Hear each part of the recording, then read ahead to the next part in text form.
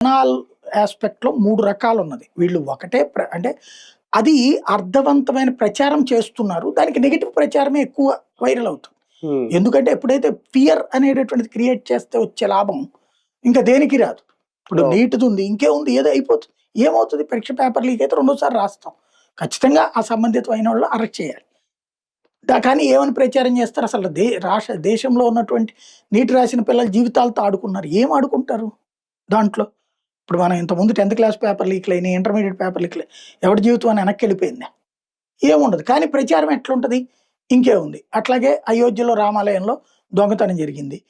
దీంతో దేశం నాశనం అయిపోయింది. ఎవడో ఒకడు దొంగతనం చేశాడు. దొంగను తీసుకెళ్ళామా, అరెస్ట్ చేసామా, లేదా జైల్లో పెట్టామా? కానీ ఇది కాదు యాక్షన్ అంటే ఇంకేం కావాలి? అర్జెంటుగా మోడీ దిగిపోయేసి కేజ్రీవాల్నో లేకపోతే రాహుల్ గాంధీనో ప్రధానమంత్రిని చేసేస్తే అయోధ్య రామాలయ దొంగతనానికి న్యాయం జరిగిపోయినట్టు.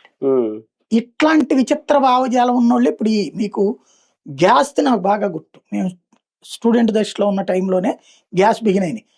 మాకైతే మొట్టమొదటి మేము పొట్టు పొయ్యిలు వాడేవాళ్ళం, తర్వాత కట్టెల పొయ్యి వాడేవాళ్ళం. కట్టెల పొయ్యి ఒక వైపున, పొట్టు పొయ్యి ఒకటి. పొట్టు పొయ్యి మీదేమో వంట చేసుకునేవాళ్ళం, కట్టెల పొయ్యి మీద నీళ్లు ఇతరత్రా చేసుకునేవాళ్ళం. పెద్ద వంటలు ఏమైనా చేయాలంటే కట్టెల పొయ్యి మీద, పొట్టు పొయ్యి మీదన అన్నం ఉడికేది. ఇది మా చిన్నప్పుడు మాకు తెలిసినటువంటి పొయ్య. తర్వాత కిరసనాయిల్ స్టవ్లు వచ్చినాయి, తర్వాత గ్యాస్ స్టవ్లు వచ్చాయి. ఈ గ్యాస్ స్టవ్ వచ్చిన టైంలో ప్రచారం ఏముందో తెలుసా? భయం, గ్యాస్ పొయ్యి